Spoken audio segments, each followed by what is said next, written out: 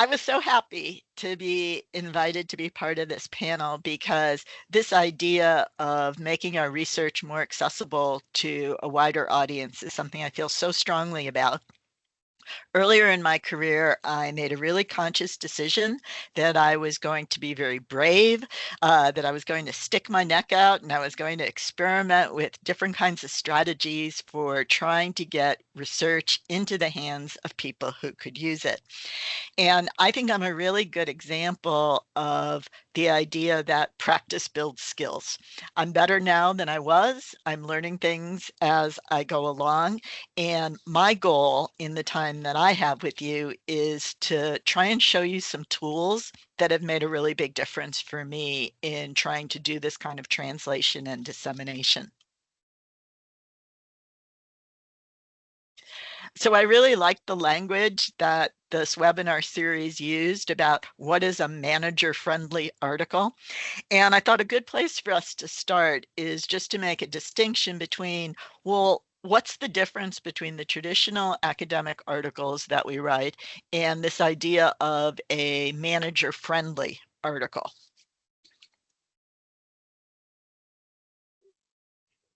This is a slide that my University of South Australia media team always shares with us.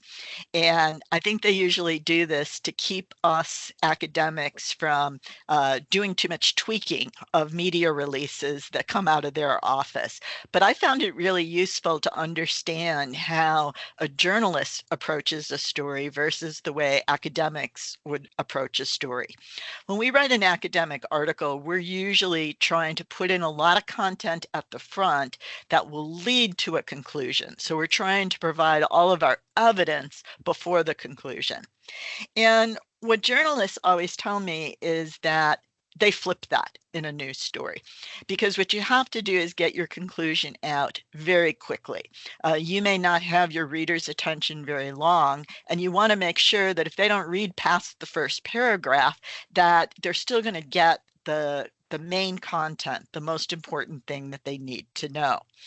So this is a model that makes a lot of sense to me because we know managers are really busy and we may only have their eyeballs for a very short period. So it's something I try and think very consciously about when I write manager-friendly articles. How can I get what I need to say out as quickly as possible? And then I'm going to highlight two other differences that I think distinguish manager-friendly articles from our traditional academic articles. One difference has to do with who we think of as being the audience. And I make a distinction between end users and next users. In my academic articles, I'm often hoping that an end user will see something in the research that will help them to change their organizations. So in the practical implications, I'm giving some advice, I'm making some recommendations, but usually the people that I'm targeting there are people at the top of the organization, people who have power, the CEO, the HR director, senior management. But when I write a manager-friendly article, I'm usually thinking of people who may not have that much power. They may be everyday line managers. They may be people in the organization who are experiencing this. And another kind of variation of that distinction is that when I write an academic article, I'm often trying to target organizations, employers, this sort of macro level. Whereas when I write a manager-friendly article, I'm often kind of scaling it back and thinking, well, how would an individual use this information that I'm sharing? And the other thing that I think makes a big difference between academic articles and manager-friendly articles is a point that I thought you heard Margaret make several times. Timing is everything. We can publish an academic journal article anytime, right? It's always going to be relevant and important. But depending on the timing, your manager-friendly article may get more traction or less.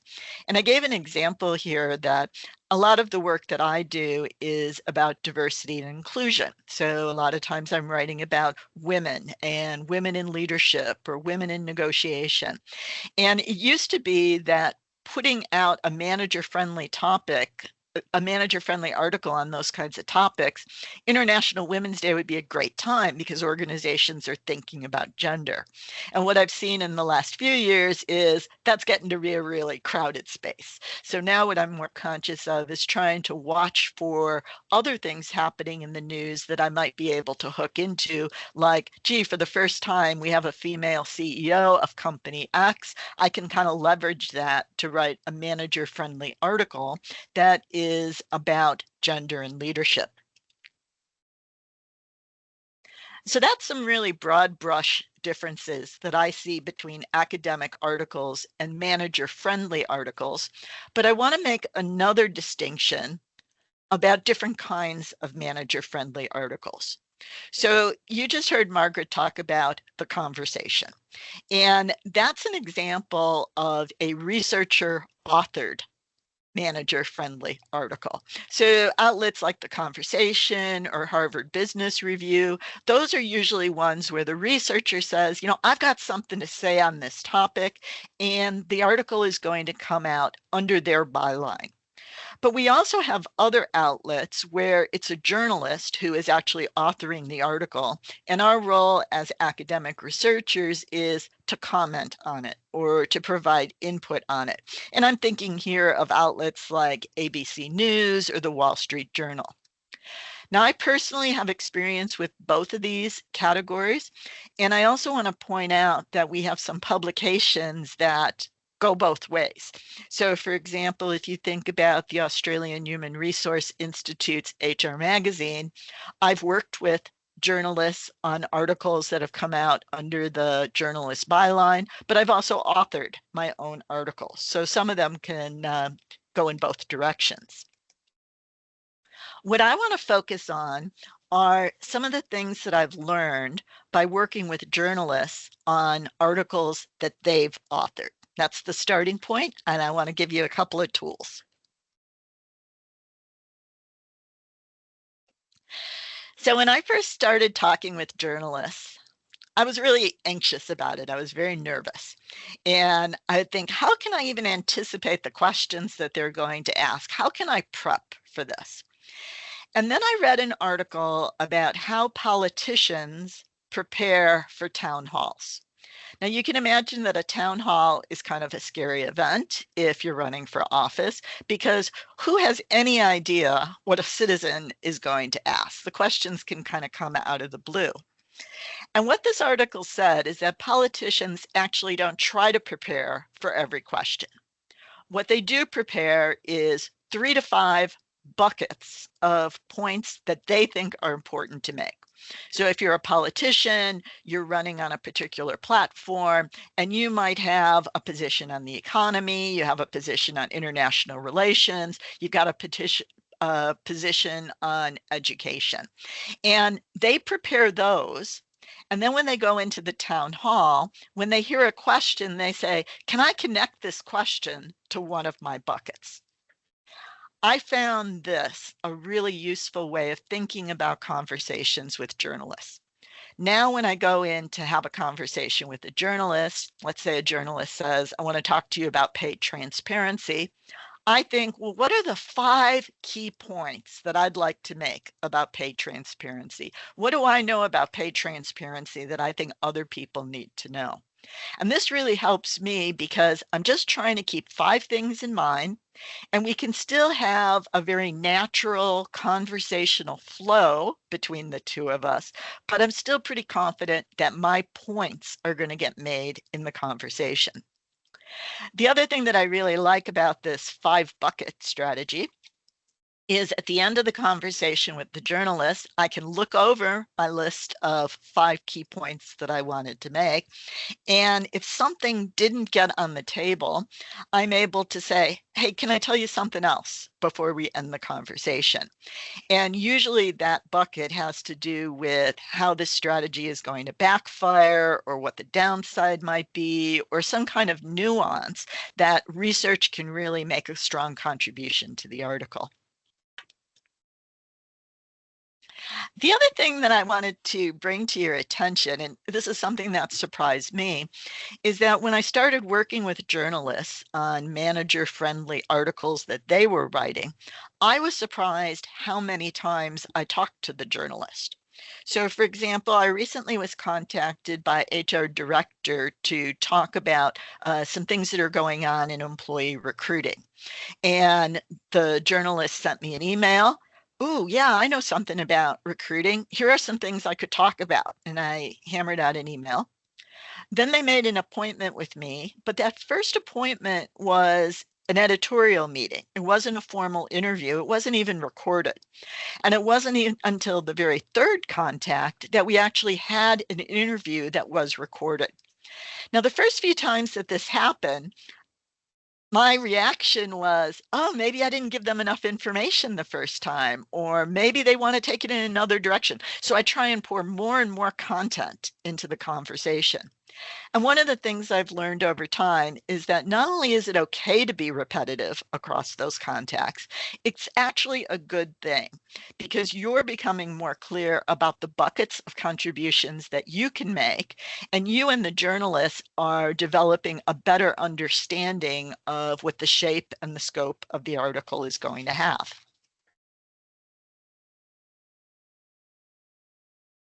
Now, this is the most important slide in my deck.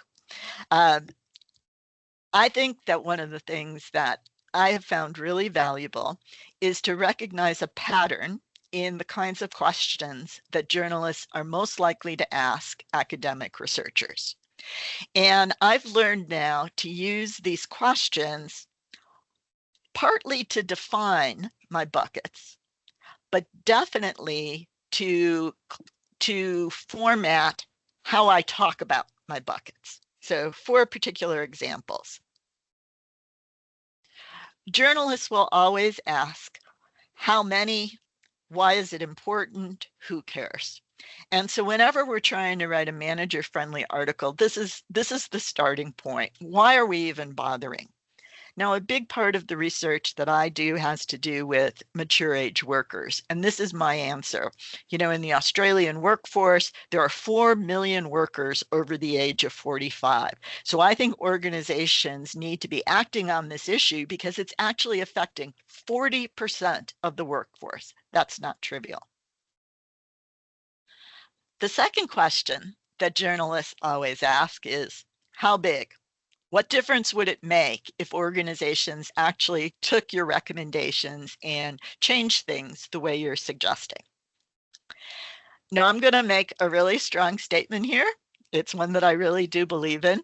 I think one of the biggest barriers that stands between us as academic researchers and the managers that we're trying to reach as an audience is multiple regression. So I think that in so much of our research, we're used to looking at regression analyses, correlation analyses, that it's very natural for academic researchers to say, more of this means you're going to get more of that. Or if you do less of this, you're going to get less of that. We don't actually have a lot of practice as academic researchers saying how big, how much, what difference would it make? So I'm going to give you an example again from my research on older workers. I'm not making eye contact with you for a moment because I am going to actually read this. These are a few lines that I have shared with journalists in the past. A disengaged worker delivers only 60 to 80% of their salary. In Australia, the average salary might be something like $80,000. So a single disengaged employee would cost their employer $16,000 to $32,000 a year. But older workers are usually at the top of their career ladder. They're at the top of their salary scale. So they're making much more of a salary. So that $32,000, that's probably a floor. That's like the best case scenario. A semi-engaged older worker is going to be much more costly. Now, I really like those couple of sentences because I think that they speak some truth. They're very consistent with my research, but they're able to put it in very quantifiable, salary terms that a manager can relate to. The third question that journalists always ask me is, like what? Give me an example. And so one of the things that I've really learned is that every statement that I make to a journalist, I want to be ready with an example. So if I'm going to make the case that organizations need to provide greater support to mature age workers, I need to be ready to say, for example, they could provide reverse mentoring where they team up an older person with somebody at an earlier career stage so that they can learn some technical skills and keep up with those developments. And the final question that I always hear from journalists are there any examples of companies doing it right? And what I have found is that when you have a great example of a company doing it right, and just at the point where you're sort of patting yourself on the back and saying, yeah, I nailed that question, I really had a good example, the journalist would say, yes, but do you have any local examples? Are there any examples in Australia? Are there any examples of companies in our state? And so I try and think really carefully before I talk to the journalist of, do I have examples ready? Can I provide any good indications of that? So these are some things that I've learned to be better prepared for when I talk with a journalist about an article that they're writing. So this is my big finish. So I was just telling you about how I prepare to talk to a journalist about an article that they're authoring. And I told you 3 tools that I think about. One is to recognize that they're using this upside down pyramid. What matters to them is trying to get the conclusion out first. A second tool is trying to think about these buckets. What are the 3 to 5 points that are really important for me to make? The 3 to 4 points that I really want to be sure and get on the table. And I want to be prepared to answer those 4 questions because I think they're the things that are most likely to get into the article. What's important, though, is that even though I learned those tools working directly with journalists about articles they were writing, now that I have the tools, they're exactly what I use to write my own manager-friendly articles. So I start out thinking about the upside-down pyramid. I create my 3 to 5 buckets of the points that I want to make, and then I ask myself those questions that I showed you on the previous slide. But here's my real punchline. Now that I've learned these skills, I have found that I am building them directly into my original academic articles.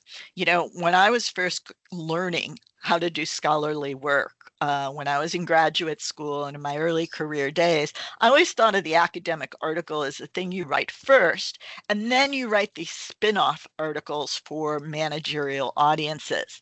But now that I have these skills, I find that when I write an academic article, the abstract, the introduction, the practical implications are more likely to display some of the things I was just talking about. And so the original article becomes more manager friendly. What I think is really important about that for our discussion today is if you build those things into the original academic article, you can be much faster, much more agile. So when there's an opportunity to write a managerial focused article from it, you've already got the bits and pieces. You don't have to try to collect them or build them from scratch. And the last thing I'm going to show you is I've recently published a book, Human Resources for the Non-HR Manager, and it's all about trying to get the latest research on about human resources into the hands of line managers who otherwise wouldn't read it. And as part of that project, we developed this website, nonhrmanager.com. We've been using that as a place where we can store manager-friendly articles that me and my co-author have either authored or worked with journalists on. So if you'd like to see some examples about how I use this in practice, that's a really good place to look.